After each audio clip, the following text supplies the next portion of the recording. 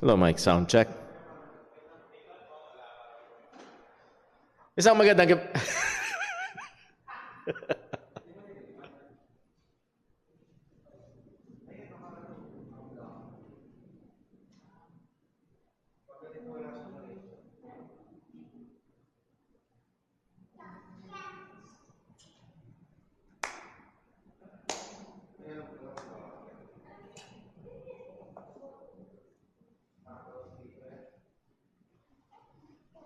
For some reason, naisip kong gawin to.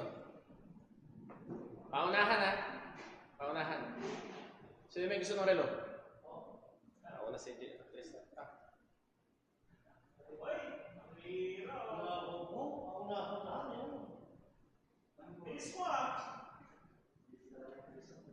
Naingit sila sa inyo.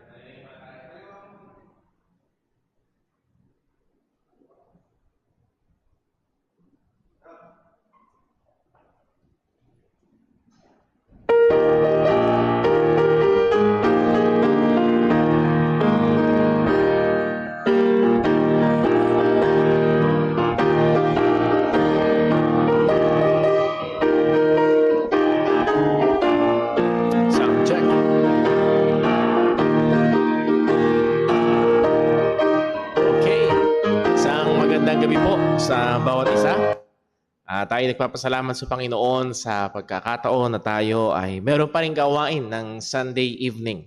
And maraming mga churches ay kundi man ay tinitigil ang Sunday evening or afternoon service, ay maraming mga churches sa the census goes ay talagang nagsasara na completely, lalo na nung pandemya. Pero salamat sa Panginoon, tayo ay nagpapatuloy sa biyaya ng Diyos. At nawaho ay patuloy nating masamba ang Panginoon sa Espiritu at katotohanan.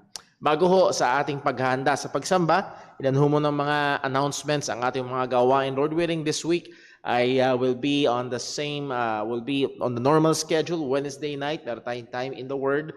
And then also ang ating hong prayer meeting sa Friday evening, alas 6 po yan. At muli, inaasahan ng mga kapatiran, ng mga members ng church to be present, if not here on church, at kung hindi kayang dumating ay at least online, inaasahan ang mga mananampalataya. Again, ay nawaho ay tayo ay masumpungan ng Diyos na nagtatapat sa bagay po na yun. And then also next Sunday, first Sunday of February, meron tayong Lord's Supper. And then also for the first time, gagawin ho natin ang ating second service will be 2 p.m. So muli ho, lalo na ho kung meron tayong mga kaibigan at kapatiran na tumutunghay sa ating Sunday evening service tuwing first Sunday of the month, sisimulan ho namin na maging 2 p.m. ang second service. So wala hong service ng 6 p.m. next Sunday. Pag-pray ho natin yan, and then February, simula ng I Love My Church Month. At again, kung ano man ang mga tingin natin na magiging blessing sa church, mga items na pwede magamit dito, mga panlinis and whatever, ay pwede rin dalhin sa church, i-donate po natin para ho magamit ho sa atin ho mga gawain. And then also, February 12, Couples Fellowship, inaanyayahan, pinapaalalahanan, at sana yung mga mag-asawa ay talagang mag-make ng way para sa kanilang schedule to be here on February 12. And then also February 26, last Sunday ng February, we will be having our Family Sunday. Pag-pray ho natin. At ito ay talagang dinidisenyo, sinasadya upang una, ang mga pamilya ay mapunta sa church as a whole family. And kung merong mga wala pa sa pananampalataya ay makapakinig ng ebanghelyo ng ating Panginoong Hesukristo. So that covers our announcements and reminders. Magiging busy ang ating February, and then yung mga susunod na buwan ho natin ay isa sa mga busy natin, yung first quarter or first half ng taon. Nandun yung bulk ng ating mga activities. Nawa ay pag-pray ho natin yan. With that being said, tayo ho ay maghanda sa pagsamba sa pamamagitan ng isang pananalangin. Tayo ho ay lumapit sa Panginoon sa isang personal na pananalangin. Hingin natin ang kanyang tulong, gabay at pagsiyasat upang tayo ay handa sa pagsamba sa kanya sa Espiritu at katotohanan. Manalangin po tayo.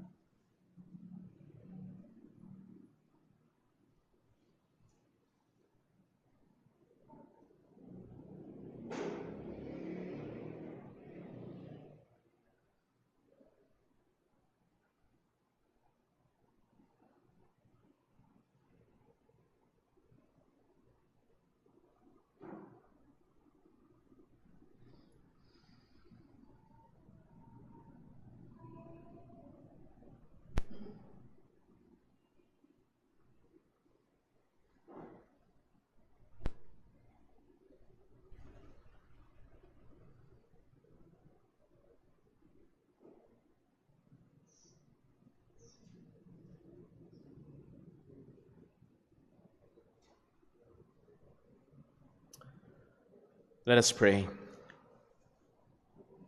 Panginoon naming Diyos, aming Ama sa langit, Ikaw na lumalang ng langit at lupa. Ikaw na naghawak sa lahat ng bagay.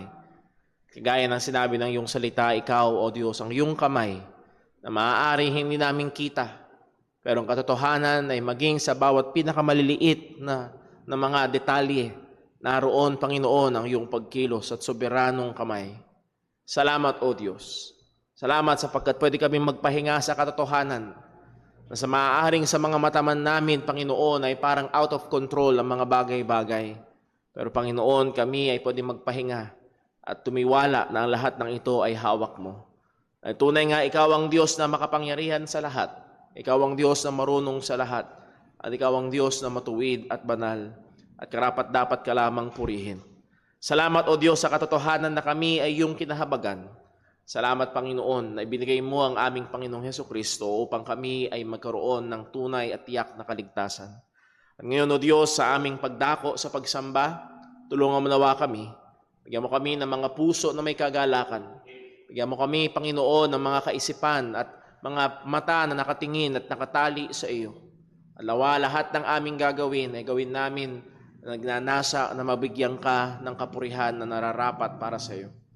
Panginoon, tulungan mo kami, maging ang aming mga kapatiran nandoon ang mga malalalim, mabibigat na mga pangangailangan at sitwasyon, maging ang may mga problema sa kalusugan. Lord, mahabag ka. Naalala namin sa iyo si Brother Dave, ganoon din Sister Mariam, and then Panginoon, ang iba pa namin mga kapatiran, alam mo po ang kalagayan. At lahat ng ito, O Diyos, ay tinataas namin sa iyo na kayang gumawa ng higit sa aming hinihingi at inaakala. At lahat ng ito'y dalangin namin sa ngalan ng aming Panginoong Hesukristo. Amen. Tayo po gusto yung lahat at tayo po'y umawit sa Panginoon.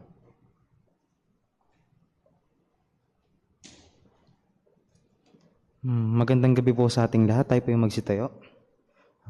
Ulitin po natin, Loyalty to Christ.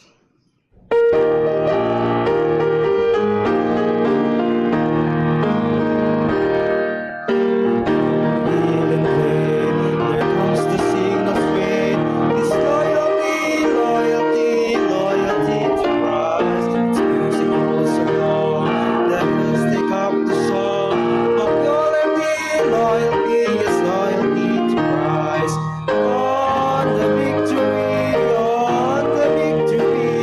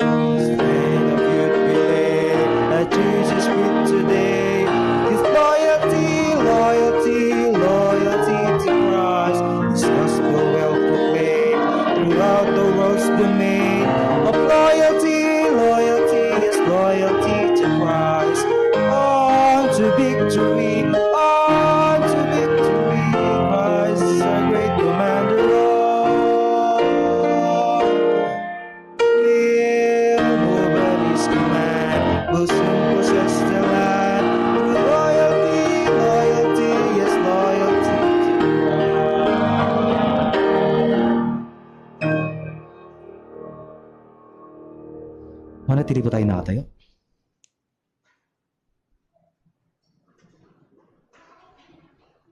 Amen. Tara po sa pagbasa ng salita ng Panginoon. Sabay po natin itong basahin sa mga gawa. Kabanatang 6, talatang 1 hanggang 7. Sabay-sabay po natin itong basahin, mga kapatid. Ready, read. Nang mga araw na patuloy ang pagdami ng mga alagad, nagreklamo ang mga Helesnita laban sa mga Hebreo. Ito'y sa dahilang nagpapabayaan ang kanilang mga babaeng balo sa pang-araw-araw na pamamahagi ng ikabubuhay. Tinawag ng 12 ang buong kapulungan ng mga alagad at sinabi, hindi nararapat na pabayaan namin ang salita ng Diyos upang maglingkod sa mga hapag.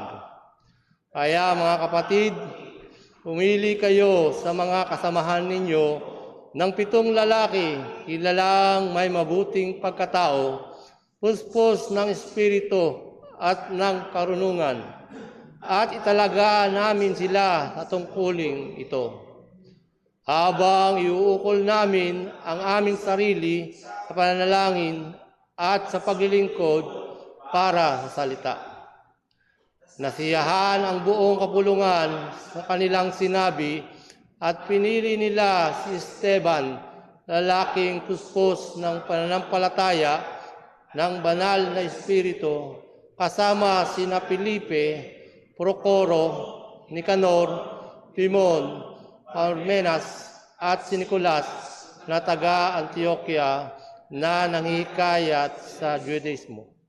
Pinatayo sila sa harapan ng mga apostol at sila'y ipinalangin ng mga ito at pinatungan ng kamay.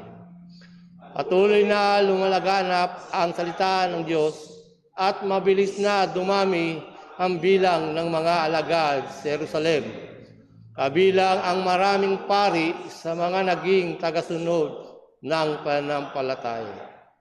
Amen. Let us pray, mga kapatid. Ama naming Diyos na sa langit, banal at makapangyarihan sa lahat, Lord, muli, nandito muli ang iyong mga anak upang magpuri gabing ito sa inyong harapan. Nawa, Lord, kami po ay iyong kahabagan, kaawaan, Panginoon, sapagkat kami kulang, Panginoon, sa maraming bagay. Tama niyo po, Panginoon, ang aming mga puso, Panginoon, sa paglapit sa inyo. Tulungan niyo po kami. Nawa ang aming puso't kaisipan ay maituon lang namin sa inyong Ama. At nawa ay hindi mahadlangan ng mga bagay na hindi nararapat, Lord. Muli sa gabing ito, Ama, sa aming pag-aawitan, ay na, Panginoon, kundi po sa aming pagkinig ng salita, lahat ito, Panginoon, ay mauwi sa iyong kapurihan.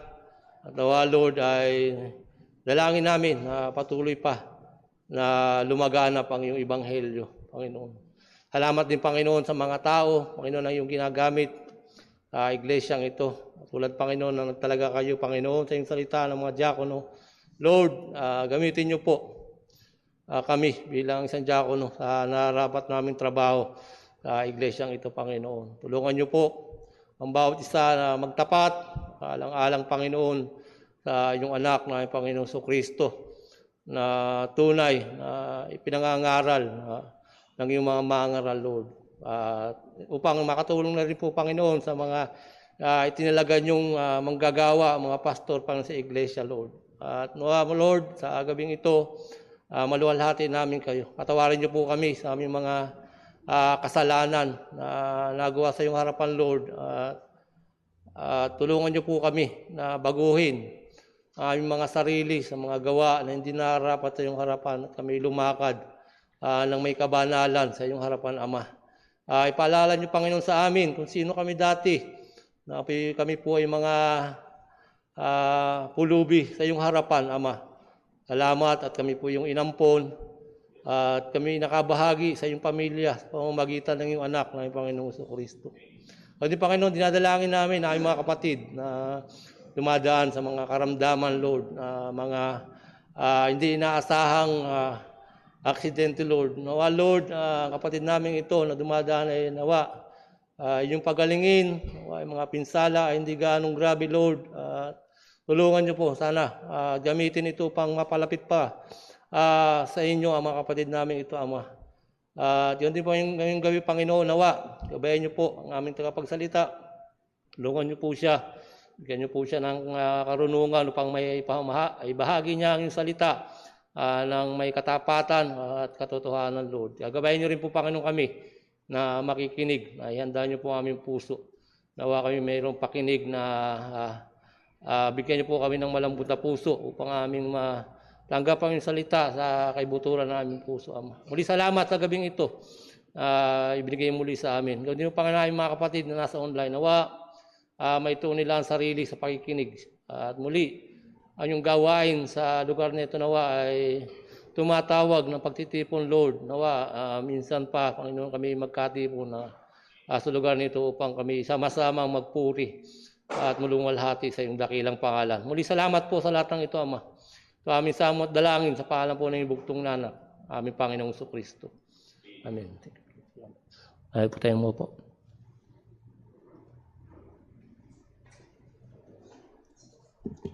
Muli po tayong mawit sa Panginoon. Awitin po natin, He leadeth me.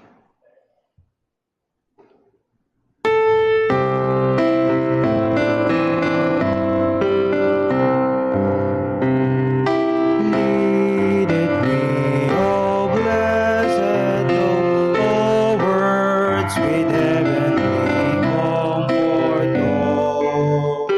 What had I do? What I be? Still the heaven leadeth me. He leadeth me by His own hand. He leadeth me. He's faithful, for I would be, for by His hand leadeth me.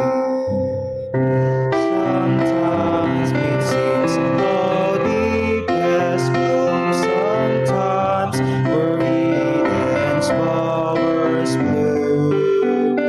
By waters of more troubled sea, still He sees hand that leadeth me. He leadeth me by His own hand. He leadeth me. He's faithful, for where I would be, for by His hand He leadeth me. Lord, I would clasp Thy hand in mine, nor evermore mourn nor repine. Content whatever lot I see, since He's my God that leadeth me. He leadeth me by His own hand. He leadeth me. He's faithful, for where I would be, for by His hand He leadeth me. And when my thoughts on earth is that, when by Thy grace the victors won, I will not please His God, to Jordan leadeth me. He leadeth me by His own hand.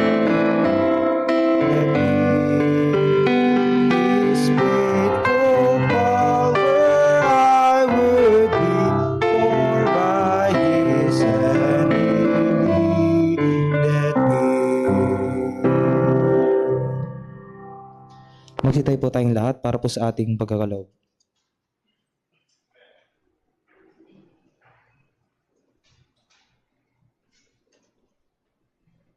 Sige po, tayo po tayo lahat.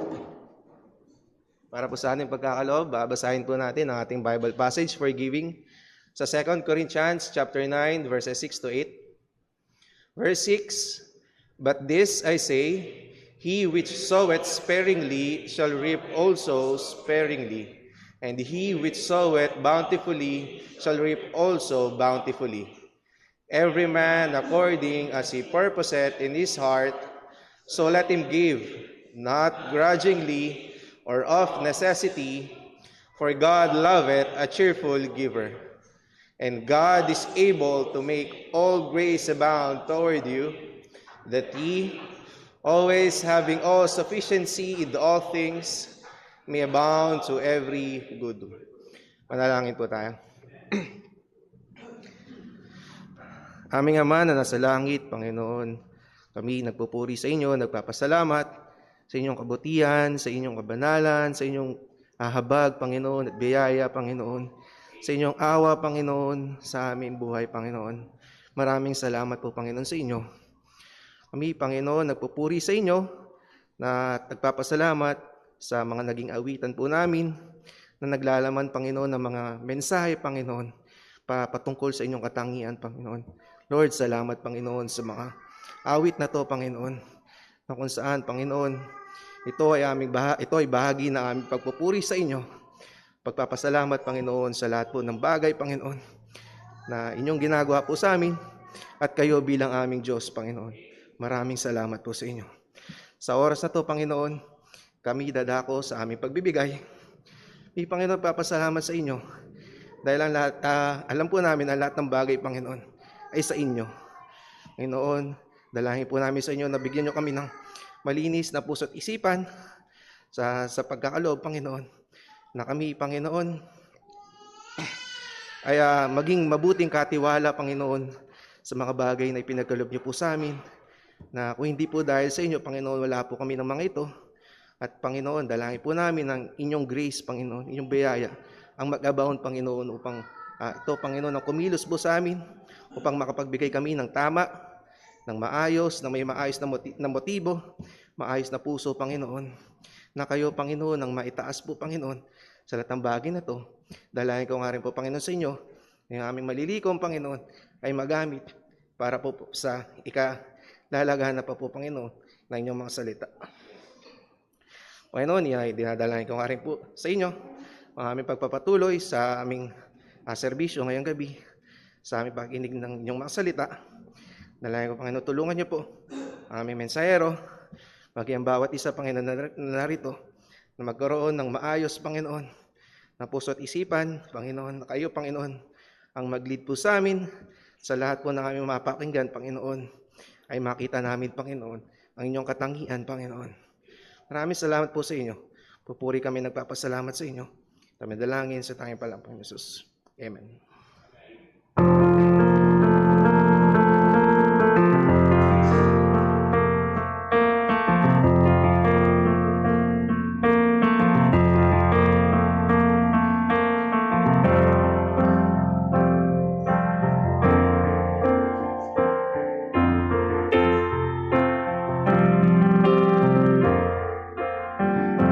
Magsitayo po tayong lahat.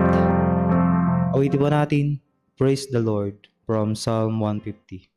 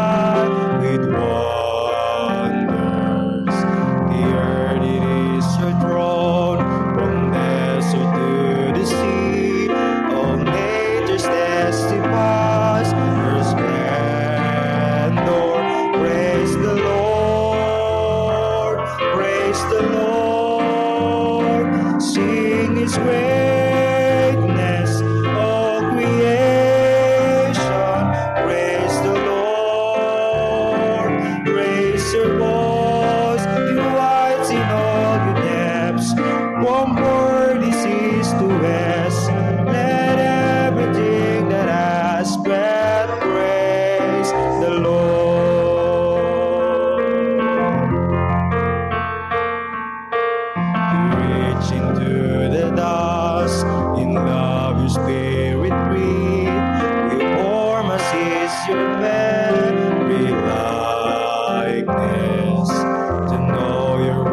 wondrous works, to tell your mighty deeds, to join the everlasting chorus.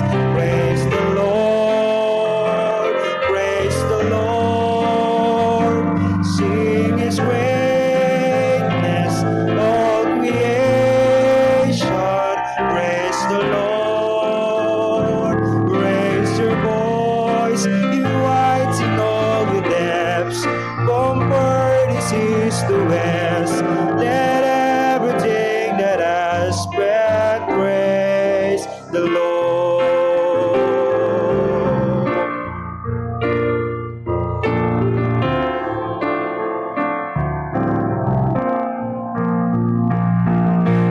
Symphonies resound, let drums and wires ring out. All heaven hear the sound of worship. Let every nation bring its songs to the King. Our roar of harmonies eternal. Praise the Lord, praise the Lord, sing His greatness, all creation. Praise the Lord, raise your voice, you heights in all your depths, from furthest east to west, you distant burning stars, all creatures near and far, from sky to sea to shore, sing out forevermore. Let everything that has breath praise the Lord.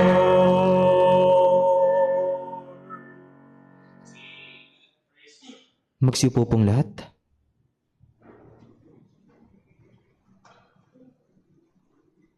Amen. Napakaganda pong awitin. Let everything that has breath praise the Lord. Magandang gabi po sa ating lahat. Tayo po ngayon ay tumungo sa ating pag-aaral ng salita ng Diyos. Ang Leaning Tower of Pisa ay isa sa mga sikat na tourist spots sa Italy. Kilala ito dahil sa kakaiba ito sa ibang mga karaniwang gusali sapagkat by the name itself, ito ay leaning o nakahilig. Ngunit, hindi sinadyang itayo ang gusali na ito sa ganoong paraan. Bagkus, nakahilig ang gusaling ito sapagkat nagkaroon ng pagkakamali sa kalkulasyon ng pundasyon at hindi angkop ang lupa na pinagtatayuan nito. Dito naman po sa ating bansa noong April 30, 2020, ang isa sa mga pader ng parking area ng Jazz Mall sa Makati ay nag-collapse at bumagsak galing sa 6th floor. Ayon sa isang residente, ilang araw bago pa ang mismong insidente, ay may naririnig na silang tunog na parang nagbibitak-bitak. At nung araw ng insidente ay narinig nilang muli ng malakas ang tunog ng pagbibitak-bitak at saka nila narinig ang malakas na pagsabog. Yung pala ay bumagsak na ang isa sa mga pader na naturang mall sa Makati. Ilan ito sa mga halimbawa ng insidenteng dulot ng tinatawag na architectural failures. Ganito ang nangyayari kapag merong hindi akma, hindi lapat, maling pagsukat o maling kalkulasyon sa mga itinatayong struktura o gusali. Sa Biblia po, ang mga mananampalataya ng iglesia ay inihalantulad sa isang gusaling itinatayo na ang bawat bahagi nito ay perpektong umaakma sa isa't isa. Kaya po hindi tulad ng mga gusali rito sa lupa, ang iglesia ay hindi magkakaroon ng architectural failure dahil saktong-sakto ang lapat, perpekto ang sukat, at tamang-tama ang kalkulasyon. Bakit? Dahil si Kristo ang dakilang arkitekto na nagdisenyo at nagtatayo nito. Tayo pong lahat ay magsitayo. Atin pong basahin ang ating mga talata muli sa Acts chapter 6 verses 1 hanggang verse number 7. Acts chapter 6 verse 1 hanggang verse number 7. Hayaan nyo na lamang po na ako po ang bumasa at sundan nyo po sa inyong mga Biblia o dito po sa ating screen. Ang sabi po ng salita ng Diyos ay ito, "And in those days, when the number of the disciples was multiplied, there arose a murmuring of the Grecians against the Hebrews, because their widows were neglected in the daily ministration. Then the 12 called the multitude of the disciples unto them and said, It is not reason that we should leave the word of God and serve tables. Wherefore, brethren, look ye out among you 7 men of honest report, full of the Holy Ghost and wisdom, whom we may appoint over this business. But we will give ourselves continually to prayer and to the ministry of the word. And the saying pleased the whole multitude.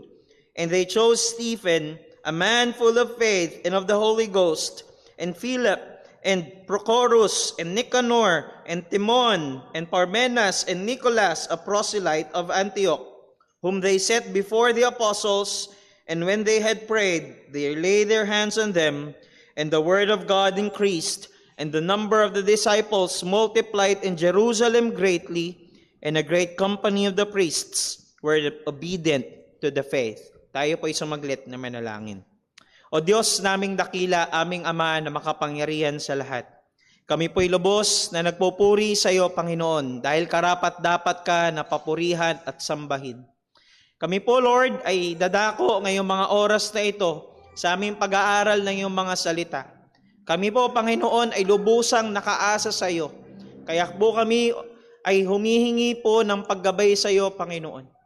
Tulungan mo po kami, turuan mo kami, Panginoon. Ikaw nawa, Lord, ang kumilos sa aming mga tainga. Ikaw, Panginoon, kumilos sa aming mga puso.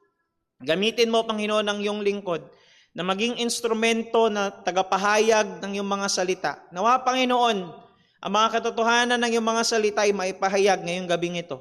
At tulungan mo kami, Lord, tulungan mo po kami na nawa ay maisabuhay namin ito sa aming paglakad, sa aming mga buhay bilang mga mananampalataya. Ikaw nawa, Panginoon, ang maitaas, maluwalhati ngayong gabing ito. Ito po ang aming samot dalangin sa matamis at makapangyarihang pangalan ng aming Panginoong Jesucristo. Amen at amen. Mari na po kayo magsiyo po. Ito po ang magiging buod ng ating pag-aaral ngayong gabing ito. Dahil si Kristo ang dakilang arkitekto ng iglesia, idinisenyo niya ito na ang bawat isang bahagi ng iglesia ay may kanya-kanyang biyaya't kakayahan na lapat upang matugunan ang espiritual na pangangailangan ng iba pang mga mananampalataya. Alam niyo po, sa isang taon, nakaisang taon na po tayo ng ating pag-aaral ng Book of Acts, makikita po natin na ang church ay isang organization. Or pwede rin natin na masabi na ito ay isang organism. Well, organization, hindi dahil parang business. Ang church, though maraming mga pastor na business ang tingin sa simbahan, pero hindi po iyon ang punto ko rito. Ito yung organization dahil may organized structure. Ang church, simula pa nang ito'y magpasimula. So, nakita po natin, nariyan ng mga apostles, kung saan sila yung itinalaga ng Diyos na mamuno sa iglesia. Makikita po natin sa Acts chapter 1 verse number 8 na yung pagpapalaganap ng ebanghelyo ay siyang pangunahing responsibilidad na iniatang ng Panginoon sa kanila. Kaya nga po, remember, from chapter 2 sa Pentecost hanggang sa chapter 5, makikita natin na yun yung patuloy na ginagawa ng mga apostol. Ano yun? Nangaral ng ebanghelyo ni Kristo. Ano po yung naging resulta? Ano yung naging resulta ng kanilang patuloy na pangangaral ng ebanghelyo? Kung maaalala po natin, from chapter 1, meron lamang na 120 disipulo na binilinan ng Panginoong Hesukristo. At pagdating ng chapter 2, pagtapos nung mangyayari yung sa Pentecost, naging 3,000 na sila. Ano po, naging 3,000 na sila matapos yung mangyayari sa Pentecost at nangaral ng mga apostol.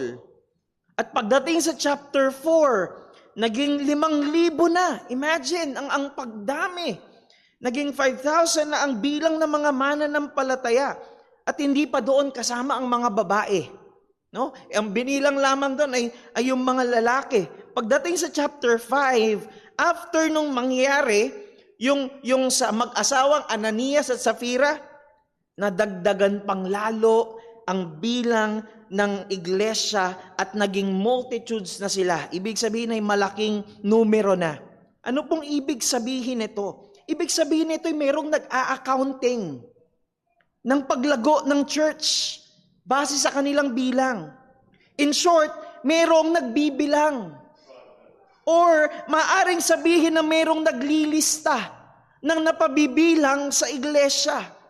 Hindi man siguro po nabanggit yung mismong word, pero makikita natin na naroon yung idea ng church membership kung saan itinuturing ang isang mananampalataya na kabilang sa isang iglesia.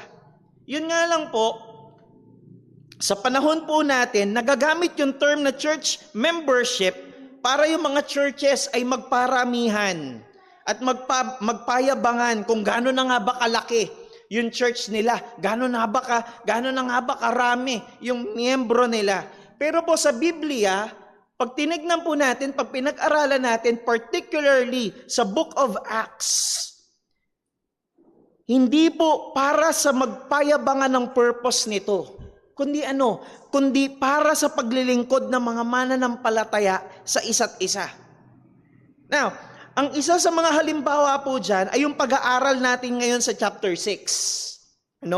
Kung saan makikita natin na may mga balo, may mga babaeng balo, may mga widow na napapabayaan sila.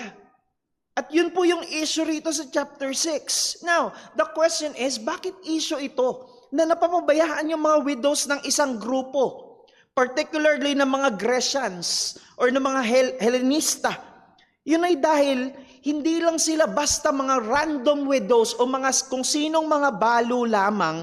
Hindi lamang random widows ang pinag-uusapan dito, kundi dahil yung mga widows na ito ay mga mananampalatayang itinuring na kabilang o kabahagi sa iglesia. So again, ang purpose kung bakit dapat alam ng isang iglesia kung sino yung mga itinuturing na kabilang sa isang lokal na iglesia ay para alam ng mga mananampalataya sa isang iglesia kung sino yung kanilang paglilingkuran. Pwede nyo po? Hindi ko sinasabing pabayaan natin ang mga hindi mananampalataya, pero naroon ang katotohanan na magkaiba yung pagpapakita natin ng pag-ibig sa mga hindi mananampalataya at yung pag-ibig natin sa mga kapwa nating mga mananampalataya. Lalo't higit kung kabahagi natin siya sa isang lokal na iglesia.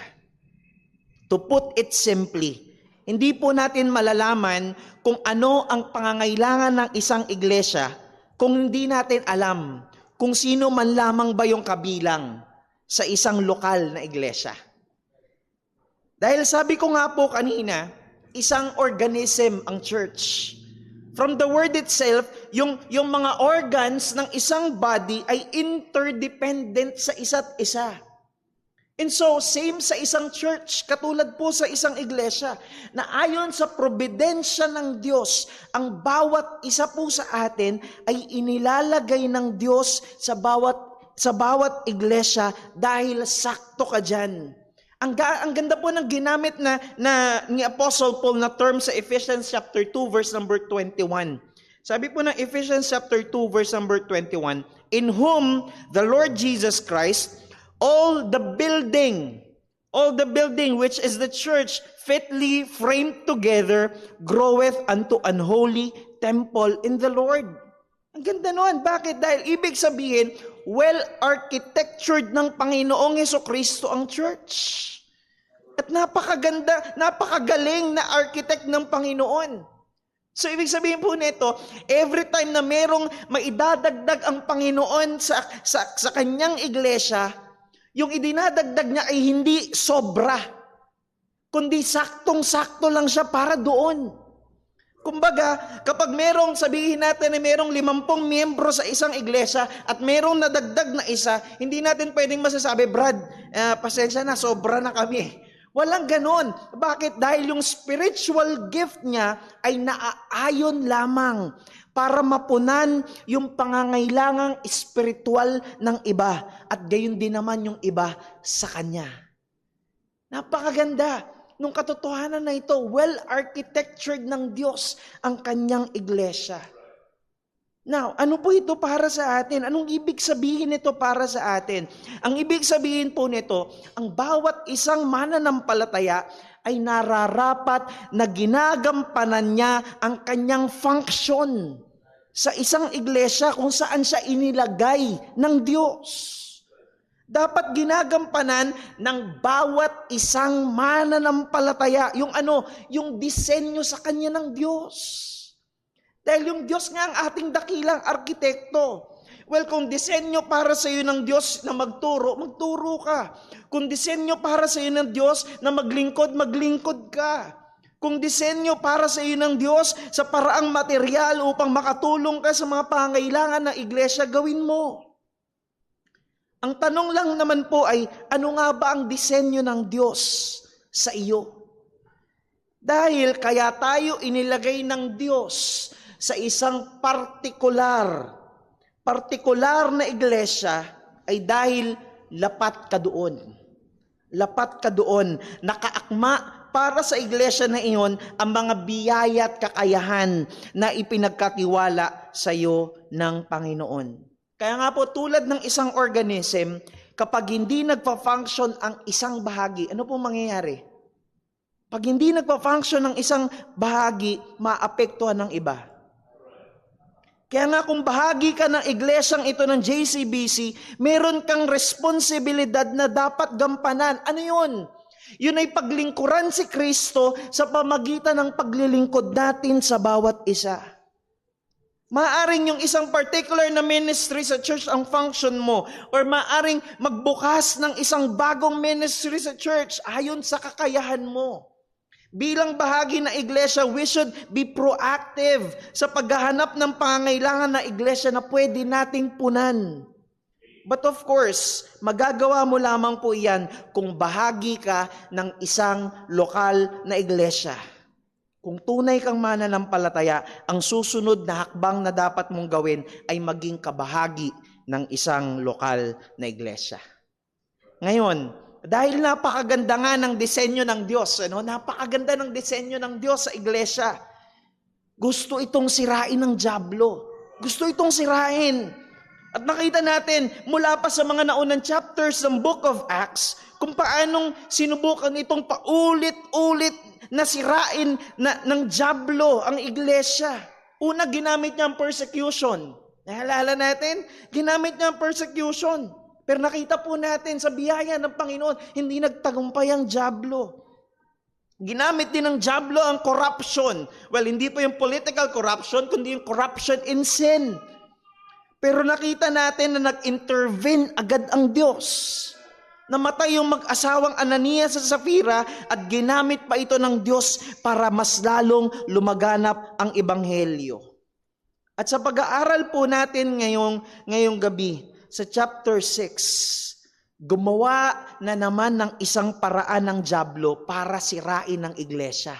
Isa na namang paraan. Kasi hindi niya nakuha sa persecution. Hindi niya nakuha doon sa corruption and sin. So, meron siyang isang paraan na naman na kanyang gagamitin. At ano ito? At yun yung magtanim ng discord. Magtanim ng pagkakawatak-watak sa mga mananampalataya noon. Kumbaga, ang strategy naman na gagawin dito ng dyablo ay divide and conquer.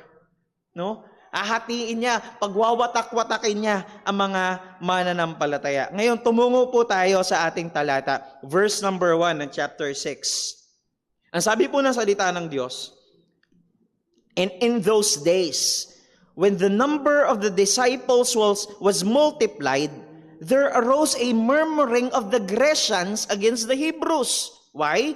Because their widows were neglected in the daily ministration. So meron pong dalawang grupo rito na nabanggit dito sa ating text. Sino po yon? Una, yung mga Grecians. Mga Grecians. Ang ginamit po sa ibang translation ay Hellenists. Kanina sa Tagalog, binasa natin mga Hellenista. Hellenist. Sino po itong mga to? Sila yung mga Hudyo na Greek culture. Kultura ng mga Griego ang kanilang pinumumuhay. And actually, even sa language, sa lengguwahe nila na ginagamit, ay Greek din. Griego din. Kaya nga po yung gamit na scripture ng mga Grecians ay yung tinatawag natin na Septuagint. Ano po iyon? Yung Septuagint, yun yung Old Testament na translated sa Greek. Old Testament. So, imbes na yung tinatawag natin na Hebrew Scriptures, ang ginagamit po nila ay Septuagint. Translation ito sa Greek ng Old Testament. So, higit sa malamang, kung naaalala nyo po sa chapter 2, di ba, may mga Hudyo na nanggaling sa iba't ibang mga lugar na mga nasasakupan din ng Roman Empire. Now, yung mga Hudyo na yon na hindi nakatira sa Jerusalem, na nagpunta sa Jerusalem para sa Pentecost, at sila'y nakakilala sa Panginoon, higit sa malamang sila ito. Higit sa malamang sila itong mga Grecians. At pangalawa, yung pangalawang grupo ay yung Grecians, sa pangalawa yung mga Hebrews. Of course, sila naman yung mga Hudyo na nakatira talaga sa Jerusalem. At ang language na ginagamit nila ay Aramaic or Hebrew, yung salita na ginagamit talaga ng mga Hudyo. Now, ano yung naging problema rito? Base sa ating talata. Well, di ba nga may mga nagbenta ng kanilang mga ari-arian? Remember? May mga nagbenta ng mga ari-arian nila para matulungan ng iba. So mula doon, yung mga nalikom na pondo na hawak ng mga apostol, ang ginawa nila, binahabahagi nila yon sa mga mananampalataya, araw-araw. Para mapunan yung mga pangangailangan ng isa't isa. Pero ganito po yung nangyari. Ang sabi ng mga Grecians, may mga kasama kaming mga matatanda na. Yung ilan sa kanila, mga balo, mga widows. At yung mga widows sa grupo namin, napapabayaan in terms of financial help. Kumbaga, hindi daw po nabibigyan ng sapat na ayuda yung mga widows ng Grecians. Ayun ang problema. Ang sabi ng unang bahagi ng verse number 1, unang bahagi ng verse 1, and in those days, when the number of disciples was multiplied. Alam niyo po, according sa mga theologians, ang estimate ay nasa around 20,000. 20,000 katao ang bilang ng mga mananampalataya nung panahon na to. Imagine, 20,000. Napakarami noon. So sobrang dami talaga ng mga mananampalataya nung panahon na ito. Kaya nga ang comment dito po ng lolo ko na si John MacArthur, sabi niya, kapag ganito na kalaki ang congregation, hindi talaga malayong mangyayari na may mga bagay na ma-overlook sa ministry.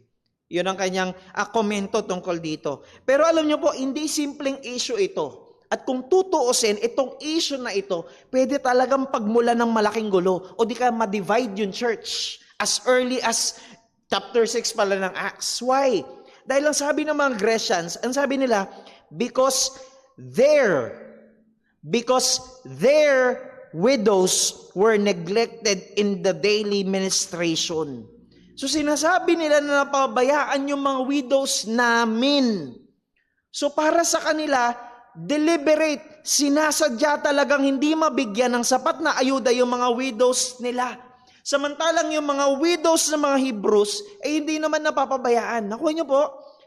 So, bakit yung widows namin napapabayaan, pero yung widows ninyo ng mga Hebrews, okay naman. Kaya kung hindi maididil itong problema na ito, maaaring magtagumpay po ang dyablo dito sa part na ito. Now, Itong issue na ito nakarating sa mga apostol. Ang tanong, ano yung ginawa nila? Ano yung ginawa nila? Verse number 2. Then the 12 called the multitude of the disciples unto them and said, It is not reason that we should leave the word of God and serve tables. Now, kung titignan natin, yes, na-recognize na mga apostol na may problema nga. They recognize the problem. Ni-recognize nila. May issue nga talaga na kailangang maresolba. Pero po ang problema ito. Another problem na naman. Ang problema ito, wala na silang sapat na panahon para mai-handle ito. Wala na silang sapat na panahon. Imagine, 20,000 katao. Ang dami ng mga hinahandle nila. Why? Dahil ang sabi po nila, bakit wala na silang panahon para ma-handle itong issue na ito? Why? Sa pagpapatuloy, sa verse number 2, ang sabi doon, It is not reason that we should leave the word of God and serve tables.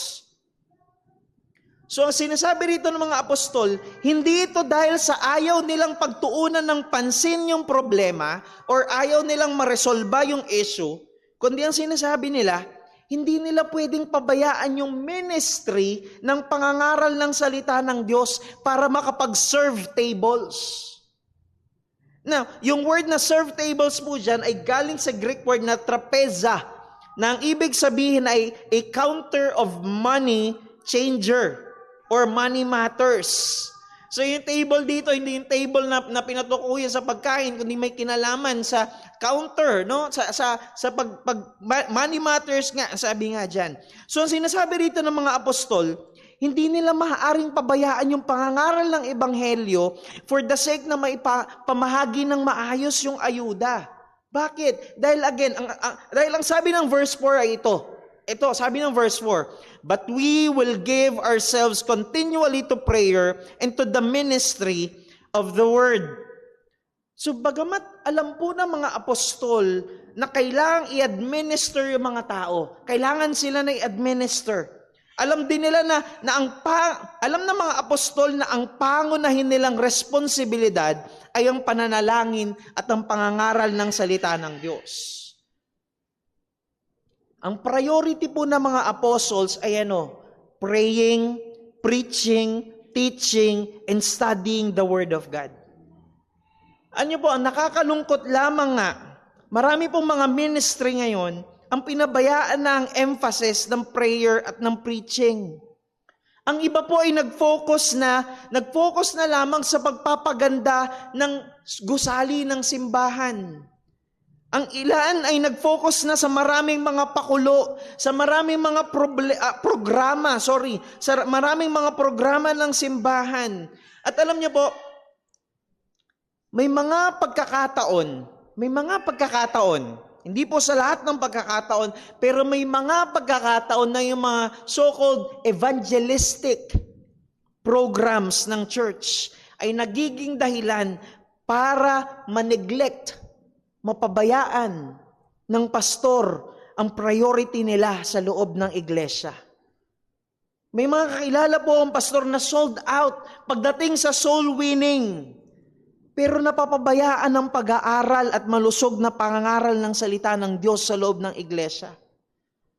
Ang ilan pa nakakalungkot ay kumukopya na lamang ng preaching nila sa internet o kung saan man dahil wala na silang panahon para mag-aral pa.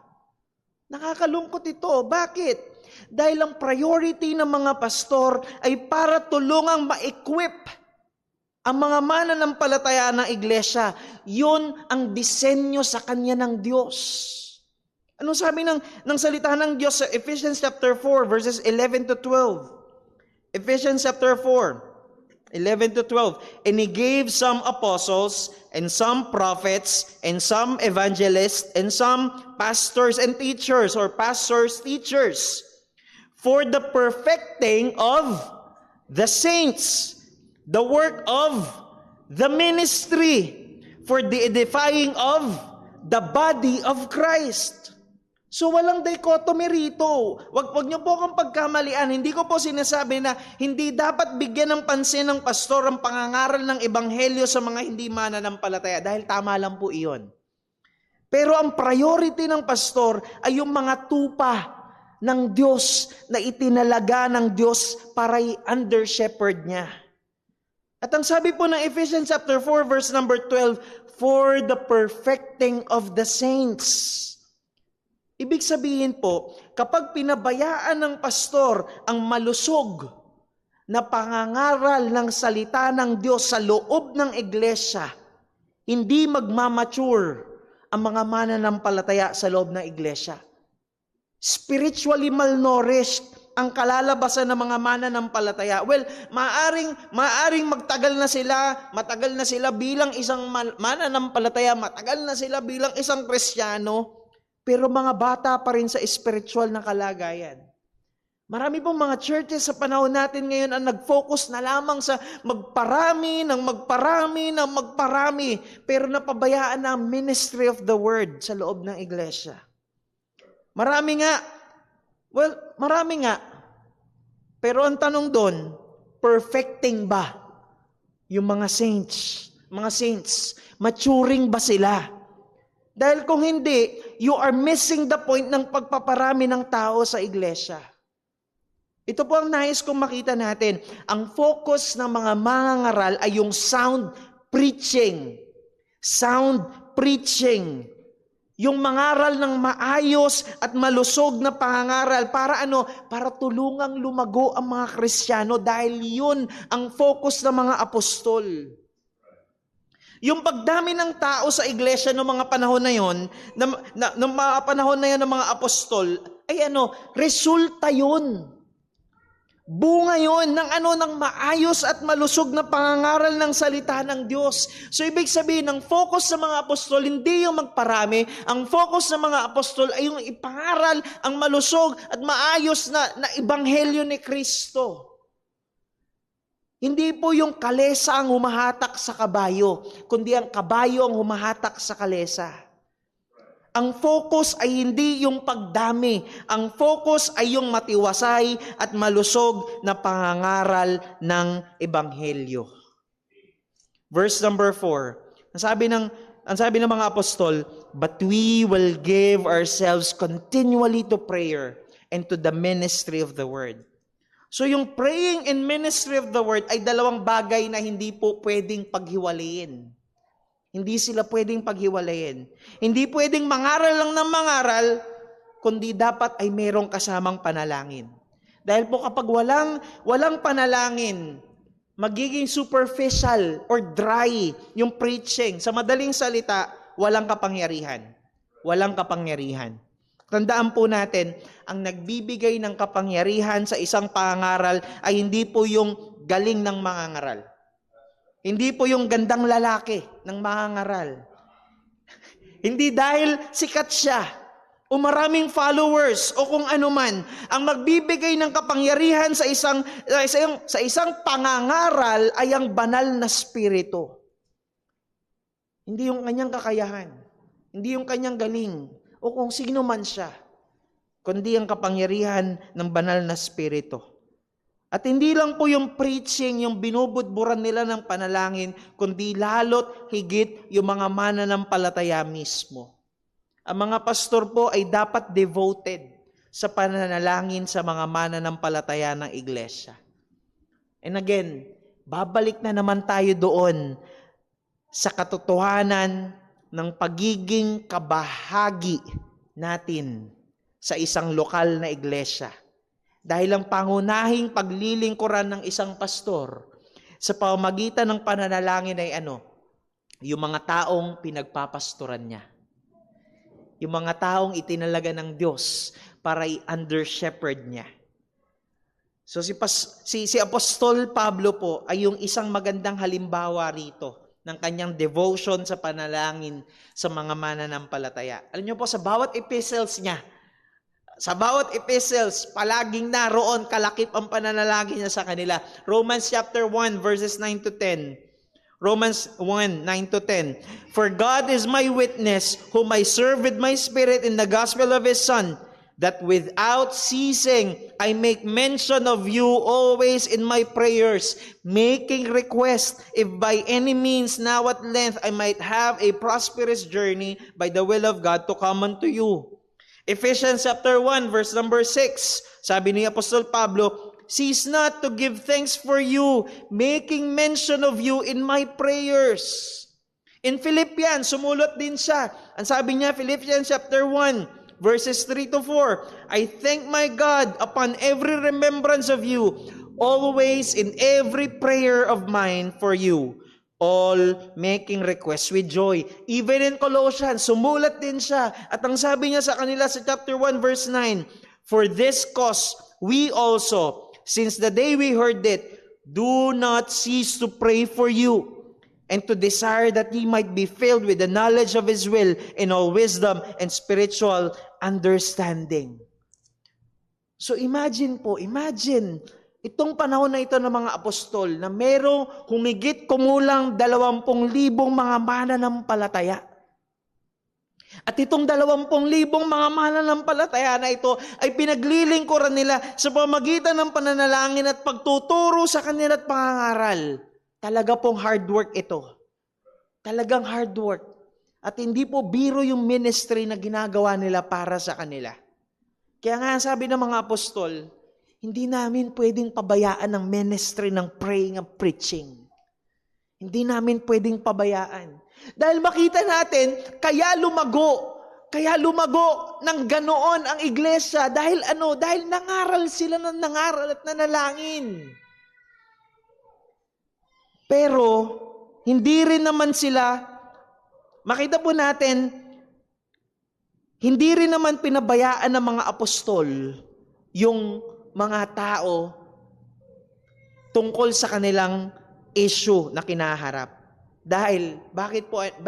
Dahil may gagawin na paraan ang mga apostol para maresolba yung issue at hand at matulungan ang bawat isang mananampalataya sa iba pang mga aspeto ng kanilang pangangailangan. Ano yon? Verse number 3.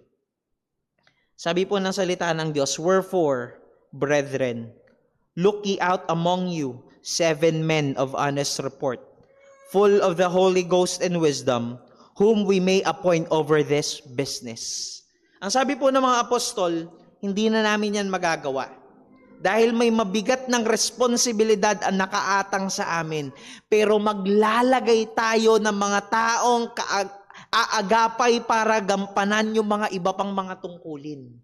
So ibig sabihin, ang sabi ng mga apostol, hindi namin pwedeng pabayaan ang ministry ng pangangaral ng salita ng Diyos. Hindi namin pwedeng pabayaan ang pananalangin. Pero may gagawin kaming paraan para magkaroon ng resolba ay ang issue na yan. And for the sake of time po, ay puputulin natin dahil magkadugtong na yung tatlo nating punto. Yung tatlong mga punto, yung requirement kung sino yon, yung roster kung sino-sino ayon, yung magiging mga resulta nito. Pero ito po ang nais ko pong makita natin dito. Ito po ang nais kong makita natin sa parte na ito. Hindi po lahat ng trabaho ay kaya ng pastor. Yung mga apostol man mismo ay aminado na hindi nila kayang gawin ang lahat ng ministry sa loob ng simbahan. Kailangan po nila ng kaagapay. Kailangan ng pastor ng ating iglesia ng mga kaagapay. Kaya nga nariyan ang mga deacons, nariyan ang mga ministers, ang mga church leaders.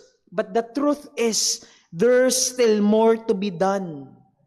Marami pa pong mga bagay ang dapat at maaaring gawin sa loob ng iglesia. Yes, responsibility ng pastor na matugunan ang pangangailangan nating espiritual sa pamagitan ng pananalangin at pangangaral ng salita ng Diyos. Yes, responsibility ng pastor na pangalagaan na kanyang pagpastoran ng maayos sa mga mananampalataya sa iglesia. Pero hindi po niya responsibilidad na gawin ang lahat ng mga bagay sa loob ng iglesia. Ang ministry po, listen, ang ministry po ay responsibilidad nating lahat ng mga mananampalataya sa loob, sa mga mananampalataya na kabahagi ng iglesyang ito. Kung ikaw ay bahagi ng iglesia ng JCBC, ikaw ay dapat kabahagi rin sa pagmiministeryo sa isa't isa. At kung meron na isang sa mga bagay na tingin ko ay pangangailangan po natin, kailangan pa po natin ng mga kaagapay sa pagtuturo. Kung naaalala nyo yung mga planong pinag-uusapan sa business meeting for this year, 2023, maraming mga opportunities. Maraming mga opportunities ang bubuksan para makapag-minister tayo sa isa't isa. And reading between the lines. Kailangan po natin ng mga katuwang at mga kaagapay upang mas lalo pang palakasin at paglaguin ang ating iglesia. Patuloy po tayong manalangin sa isa't isa at manalangin ng mga manggagawa na tutugon sa pangangailangan ng ating iglesia. Tayo po'y manalangin. O Diyos naming dakila, aming Ama na makapangyarihan sa lahat. Kami po, Panginoon, ay lubos na nagpapasalamat sa iyo at lubos na nagpupuri sa iyo, Panginoon, dahil alam po namin na ikaw ang dakilang arkitekto ng iglesia. Alam po namin, Panginoon, na perpekto mong dinisenyo ang bawat isang iglesia. Alam po namin, Panginoon, na inilagay mo kami sa isang partikular na lokal na iglesia upang kami po ay makapaglingkod sa mga mananampalatayang kasama rin naman namin dito. Kaya, O Diyos, tulungan mo po kami na maipakita ang pag-ibig namin sa iyo sa pamagitan ng aming patuloy na pag-ibig at paglilingkod sa mga kapwa naming mga mananampalataya na kasama namin at kabahagi namin sa lokal na iglesia na ito, O Diyos. Tulungan mo po kami, Panginoon. Tulungan mo po kami na magkaroon ng gayong puso na makita ang mga pangangailangan ng iglesia. Nang sa gayon, matutunan namin na matugunan ang mga pangangailangang ito, Panginoon. O Diyos, gabayan mo po kami, nawa ay patuloy na manuot ang mga katotohanan ng mga salita mo na amin po napag-aralan at gabayan mo kami na ito, Panginoon, ay maisabuhay po namin sa aming paglakad bilang mga mananampalataya mo. Tulungan mo po kami. Gabayan mo kami, O Diyos. Ikaw nawa maluwalhati sa aming mga buhay. Ito po ang aming samot dalangin sa matamis at mga pangyarihang pangalan ng aming Panginoong Jesucristo. Amen. Amen. Tayo pong lahat ay magsitayo, atin pong awitin ang ating pangwakas na. Awitin po natin, To God be the glory.